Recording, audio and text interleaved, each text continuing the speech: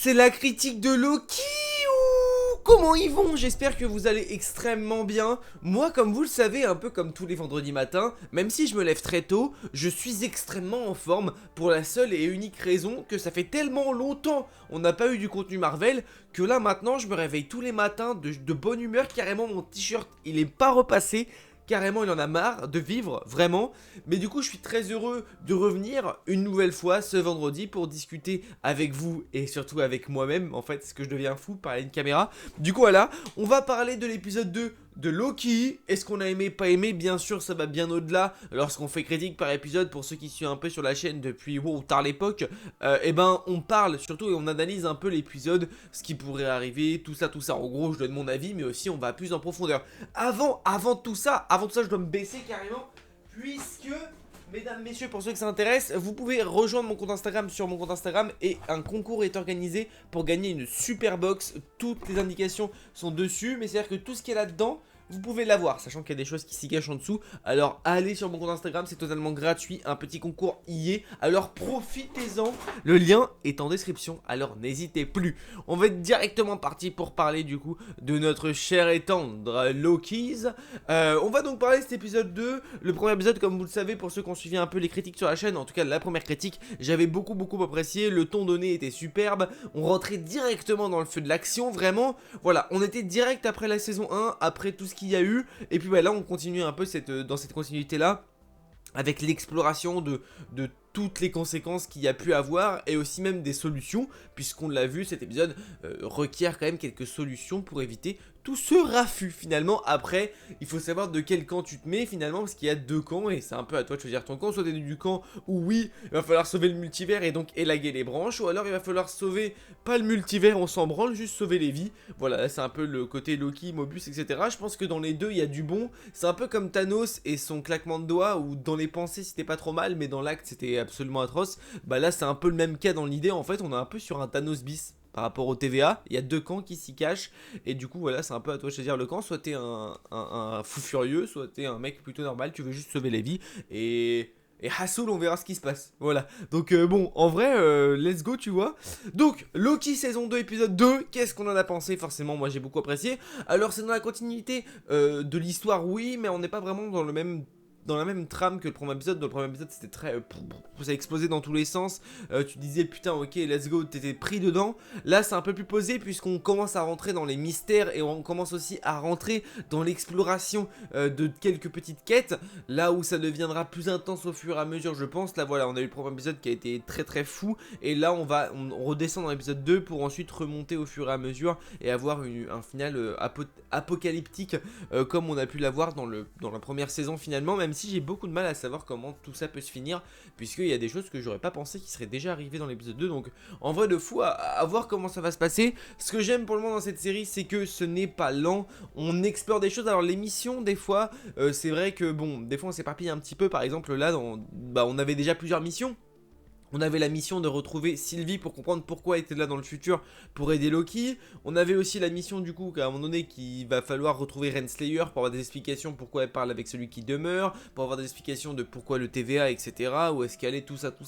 On va avoir aussi enfin dans ce qu'on a là, voilà, l'exploration du pad temporel et surtout pourquoi Sylvie, enfin pourquoi Dox et tous ces chasseurs ont été envoyés, pourquoi faire, dans quel but, etc. Bon là du coup on a répondu à cette question, donc ça c'est mis de côté. Et ça c'est vraiment trop cool. Alors si je dois vraiment souligner un point gros, un très gros point fort, c'est que cette saison 2 suit la saison 1 par rapport à l'évolution de Loki, que ce soit psychologique mais aussi dans la force et dans les pouvoirs. Parce que vraiment j'ai beaucoup trop aimé ce début, cette intro d'épisode avec Zanak ou Zamak, je sais plus exactement, avec Brad du coup, qui vraiment est trop fou. Genre vraiment on voit les pouvoirs de Loki, ce qu'il n'avait pas du tout dans le MCU en l'espace de 10-15 ans, il l'a là maintenant, forcément l'évolution est très différente, etc. Et c'est ce qui l'a amené à son plein potentiel, à ses pleins pouvoirs, avec vraiment ce pouvoir de jeu d'ombre, ce pouvoir un peu de projection aussi d'énergie qu'il avait quasiment pas utilisé dans le MCU. En bref, il a beaucoup plus de pouvoirs, enfin il en a pas beaucoup plus, il les avait déjà, juste il n'était pas réveillé et révélé, puisque c'est Sylvie qui l'a surtout mis sur cette piste là, des pouvoirs très puissants. Et là il est trop chaud parce que bah ça y est, il arrive à mettre en place tout ça, il les utilise surtout. surtout, et ce début d'épisode nous permet vraiment de voir l'immensité des pouvoirs de Loki, et ça moi, eh ben je suis trop ravi de le voir parce que ça fait extrêmement plaisir, voilà, de voir un peu ce côté bad boss, un peu bad bitch finalement, hein. Loki est une bad bitch, vraiment ses pouvoirs et tout, vraiment pas mal du tout, et moi j'ai grave kiffé voir l'étendue de ses pouvoirs, voilà, tout simplement, et je pense que je ne suis pas le seul, et je pense que c'est l'une des très grosses forces de cette saison et de cette série globalement, c'est qu'on a une évolution de personnage qui est vraiment sympa, et on n'est pas sur une série ou comme Marvel souhaite un peu changer de bord là-dessus, c'est que ils voulaient faire des séries plus pour préparer un gros crossover, comme on a pu voir avec Hawkeye, Miss Marvel, etc. Bah là, pour le coup, Loki, il y a vraiment une continuité. Il y a une évolution de personnage du début à la fin qui est vraiment bien maîtrisée et qui se prospère dans une saison 2, peut-être voire 3, etc. Donc à voir, même si saison 3, j'ai mis un doute, mais ça marche tellement bien que pourquoi pas. Mais en vrai, voilà, on a cette continuité là de saison 1, saison 2, et ça c'est trop bien parce qu'on a l'évolution du personnage, on ne saute pas d'étape, on continue dans tout ce qu'on avait, et ça c'est vraiment cool. Ouroboros qui est encore présent, là j'aurais pas pensé qu'il soit autant présent, en vrai je pensais vraiment qu'il aurait été très présent dans le premier épisode, ou même après, pourquoi pas dans le revoir un peu, mais là pour le coup on le revoit carrément de nombreuses fois, donc en vrai c'est plutôt cool, c'est un personnage que j'apprécie plutôt bien. Alors après oui, des théories disent qu'il est méchant ou quoi, moi personnellement je pense pas vraiment, je suis plus du côté où bah, c'est un mec qui est là depuis 400 ans et qui fait son taf au TVA après avoir quel camp il se range, mais je pense pas qu'il soit réellement néfaste, en tout cas c'est mon avis. Bien sûr on explore du coup le côté psychologique aussi de Loki, la mission de retrouver Sylvie forcément qui l'a beaucoup affecté. On retrouve Sylvie et ça c'est super cool parce que on retrouve Sylvie et on voit que Sylvie bah en fait elle est heureuse dans sa vie, elle travaille à McDo. D'ailleurs les frérots, à quand on a des McDo comme ça? Moi je suis désolé mais je signe directement pour retrouver des McDo des années 80 à l'heure d'aujourd'hui, parce que nos McDo aujourd'hui ils sont archi fades, ils sont trop laids frère. Moi je veux un McDo des années 80 qui est bien stylé avec les couleurs de McDonald's, de Ronald McDonald. Faites-nous kiffer, vraiment faites-nous kiffer. On voit que McDo a décidé de passer sponsor à Loki parce que ça fait 2 épisodes qu'on les voit. Là ça y est, ça chiffre gros, vraiment ça chiffre gros, c'est vraiment sympa. Mais en même temps, voilà, petit placement de produit qui passe plutôt bien puisque en vrai c'est un taf à Sylvie, etc. Donc en vrai ça va, ça passe plutôt bien. Quand on va retrouver Sylvie finalement, parce que dans l'épisode 1, elle fait partie de l'histoire absolument profonde de Loki, celle qui l'a fait grandir, celle qui l'a fait évoluer. Le duo s'était surtout formé dans Loki saison 1, forcément il y avait le duo Loki-Mobius, mais il y avait aussi l'importance du duo Loki-Sylvie. Là on est sur un trio un peu du TVA, un peu grosse affiche, avec du coup B15, Mobius et Loki. Sylvie viendra peut-être un peu s'incorporer à tout ça, mais c'est un peu les trois personnages, les trois protagonistes qui souhaitent simplement soigner le TVA de l'intérieur et faire en sorte de pas élaguer les branches pour éviter de tuer tout le monde, ce qui s'est justement passé dans cet épisode là, puisque oui, ils ont trouvé une solution. En gros les méchants de la TVA ont trouvé une solution pour élaguer les branches et restaurer le multivers. Alors si on se rappelle bien dans l'épisode 1, on sait que ça ne marchera pas et que le multivers va continuer à s'approfondir, parce que de toute façon, ça pour moi, le fait que le multivers soit en explosion, c'est ce qui mène à Secret Wars. Pour moi c'est quasiment évident, et pour moi c'est ce qui est sûr totalement, c'est que une fois que toutes les branches vont être justement, une fois que toutes les branches seront ramifiées comme il nous l'est pu un peu dit par Ouroboros, bah ça sera le bordel complet, et à ce moment là ça sera très compliqué. Donc selon moi, ça, ils l'ont plus ou moins réparé, on va dire, les agents ont plus ou moins restauré un flux temporel plutôt correct, et plutôt voilà, ils ont élagué la plupart des branches, même s'il en reste quelques-unes, mais ce qu'il faut se dire, c'est que de toute façon, ça devrait pas durer, puisque normalement, on l'a vu, mais dans Loki épisode 1 de la saison 2, Loki va dans le futur et il voit que c'est un énorme bordel encore. En tout cas, les branches se ramifient de plus en plus lorsqu'il va, justement, il voit le flux temporel normal, et après ici il voit plein de branches, plein de branches. En fait, il voit ce qu'on voit dans la pièce du sous-sol là, je sais plus comment elle s'appelle, mais la pièce où il y a tout le bordel, où Ouroboros il va souvent pour clean un peu tout. Bah du coup ça pour moi ça a pas permis de vraiment marcher. C'est un peu comme un choc, je pense. Ce qui s'est passé, c'est que il y a tellement eu de branches à, on va dire, à utiliser, que ça fait un peu comme si tu prenais un coup, tu vois, genre tu t'en remets mais t'as quand même une marque. Mais là pour moi c'est un peu ça en vrai. Après à voir, peut-être que ça s'est supprimé, du coup toutes les branches sont supprimées dans le sous-sol où il y a toutes les branches qui se ramifient.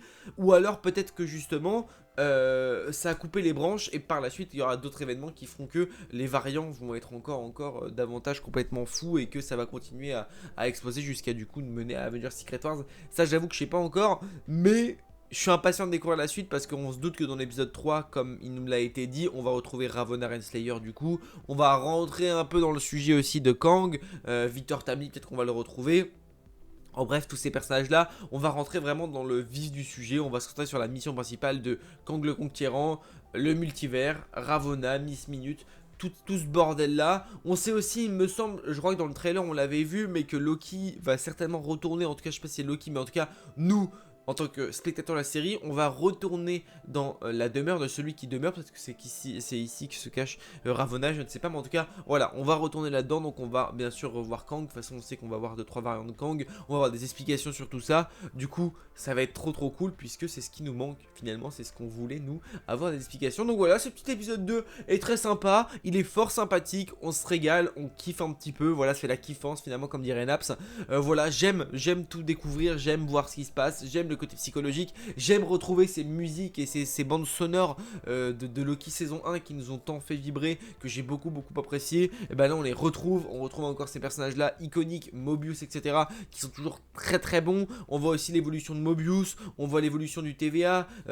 On est encore en pleine confusion, on ne sait pas ce qui va se passer, ce qu'ils vont faire, et c'est ça qu'on aime. On est à un tiers de la série puisqu'il n'y aura que 6 épisodes, ça fait déjà 2, voilà, on va avoir 2, et en fait ça fait 6 finalement, voilà, merci Jordan, tu sais compter. Mais du coup ça va être excellent, j'ai trop hâte de découvrir ça, davantage les pouvoirs de Loki et de Sylvie, voir aussi continuer l'évolution de Loki qui n'est plus un méchant, mais pas un héros non plus, il est devenu tout simplement un anti-héros qui est là pour sauver un peu ce qui a plus ou moins causé dans la vérité, parce que c'est vrai qu'il est quand même un grand impacteur de tout ce qui s'est passé avec Sylvie. Donc en vrai, moi j'ai hâte de découvrir tout ça. Et surtout, ce qui est très intéressant, c'est que je ne vois en aucun cas la trame principale. Là où des fois des séries, c'est très, comment on peut dire ça, prévisible.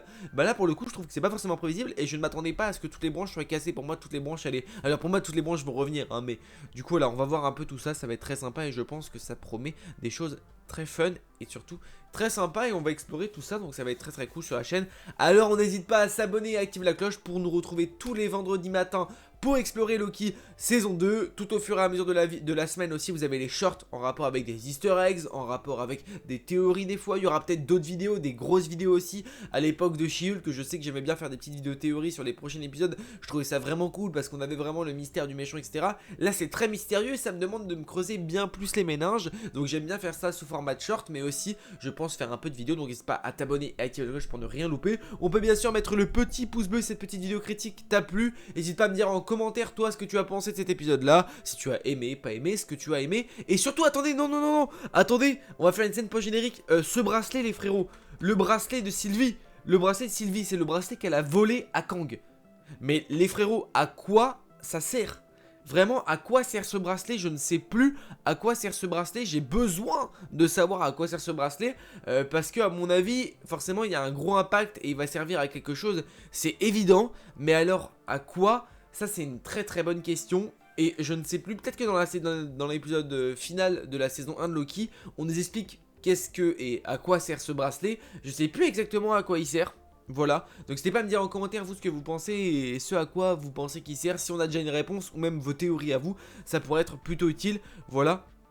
Puisqu'on voit que Loki l'a dérobé à celui qui demeure, donc je pense qu'il y a un grand intérêt, mais je ne me rappelle plus vraiment de ce à quoi il sert. Voilà, bon bah cette fois-ci c'est la fin de la vidéo. Voilà, c'est le problème un petit peu de ce genre de vidéo là. Des fois c'est qu'on part un peu en vrille et qu'on oublie des moments super importants, mais on se rappelle à la fin et donc on les met en scène post-générique. Voilà, ça fait plaisir. Du coup bah écoutez les amis, n'hésitez pas voilà, à me dire ce que vous avez pensé de tout ça en commentaire, vos avis, vos théories, etc. Ça fait toujours extrêmement plaisir. On se retrouve du coup vendredi prochain pour sûr en vidéo, mais bien avant en short et dans d'autres vidéos. On se dit à très vite pour une prochaine vidéo. N'oubliez pas de grands pouvoirs impliquent de grandes responsabilités. Je vous fais des bisous. C'est ciao.